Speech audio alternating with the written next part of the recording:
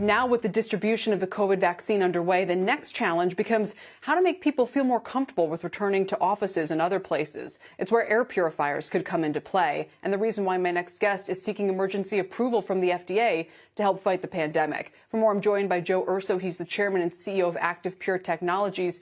Joe, welcome. And what do you need FDA approval for specifically? Thanks, Kelly. Well, FDA approval is very important because that clearance gives the assurances to people that you're bringing medical-grade protection to everyday places like businesses and schools and homes.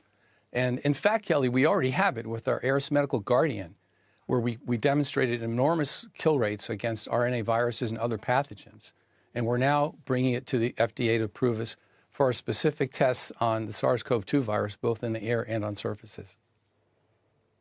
I'm reading your client list already is impressive. If it includes the Cleveland Clinic, MLB, universities, Mississippi State, state capitol buildings. So it would seem like word's getting around regardless, right? Well, it is slowly, but I'd say we're just scratching the surface on it. And there's a lot more work to do to try to help people get back to life as we know it.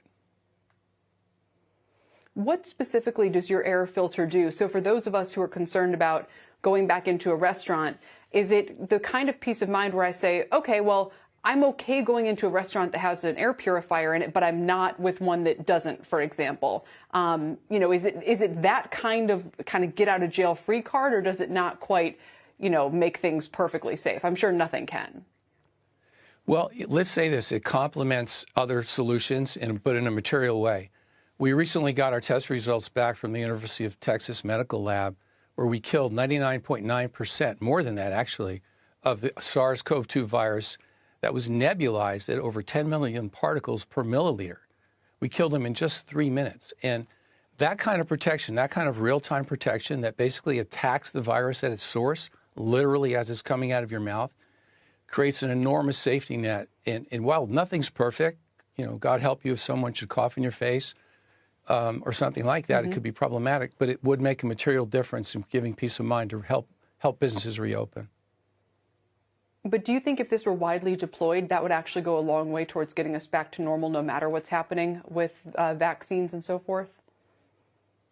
Well, I do. I really do. And I think what we're seeing, Kelly, right now, and working with government agencies and other major businesses, is that this type of solution has become almost an expected level of protection for patrons and their employees.